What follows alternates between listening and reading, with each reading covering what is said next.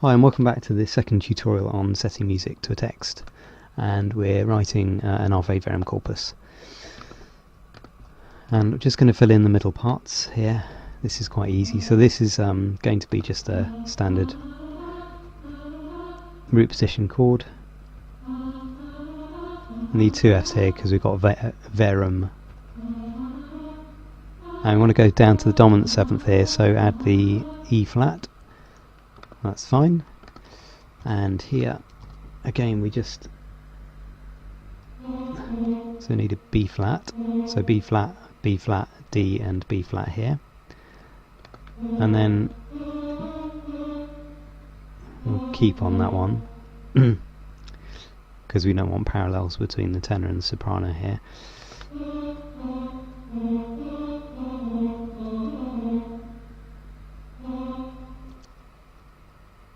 Okay, that should be fine. Yeah, that's fine. Contrary motion, and that's in sixths.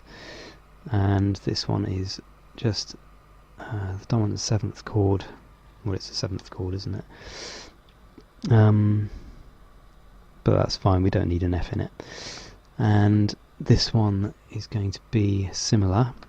So let's again put in the middle parts. So we do want an F now, so this is the dominant seventh chord. I think the altos will just have to have Fs here, sorry about that.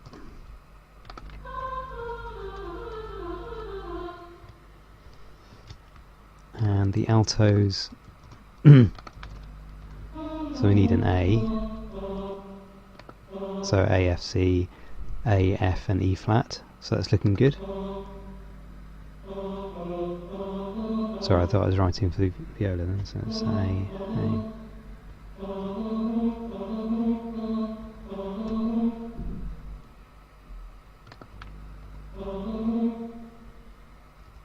Good, and then the bass, I just need to be a little bit careful with this because we need to follow the, if you look at it, this is a root position between the bass and the soprano second note.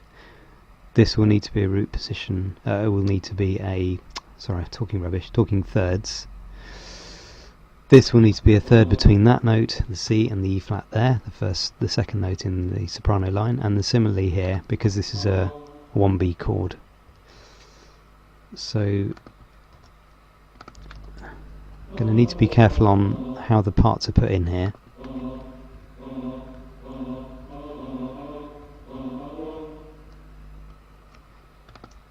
I think that should be okay.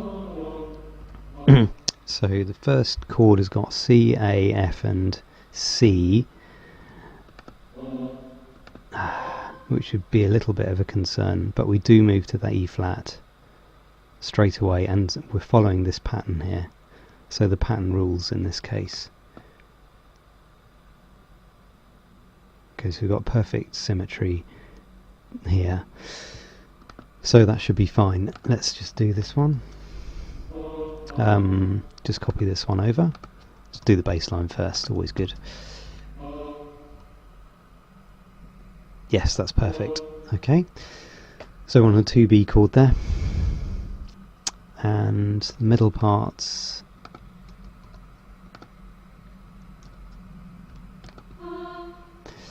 So we need to fill this one in, so we'll come up to a B flat. And then this is the dominant seventh in C minor.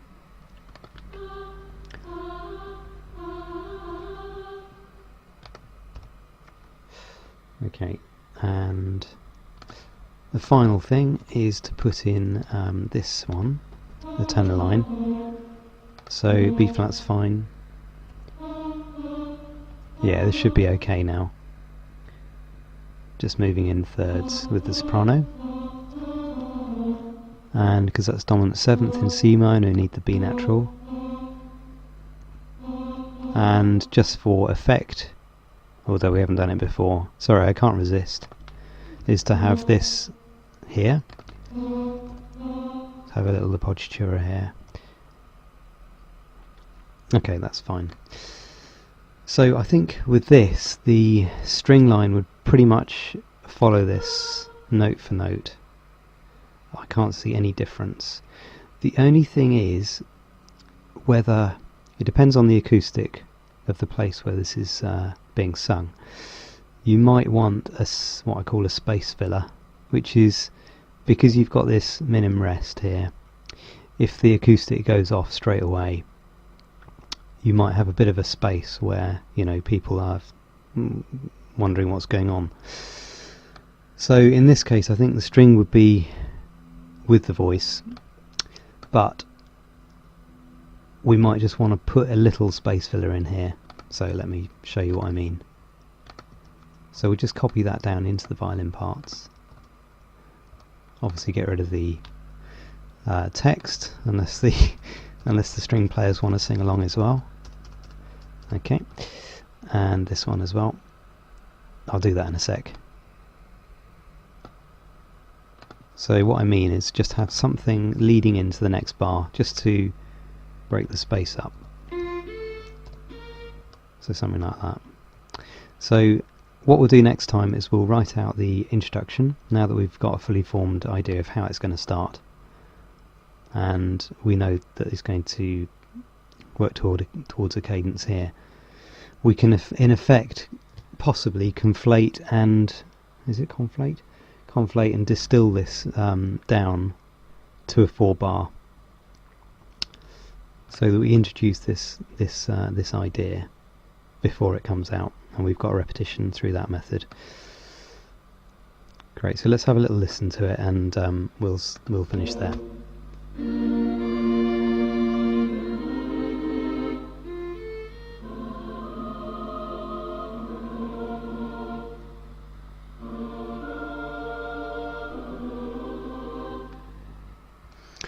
Great, I think that sounds fine.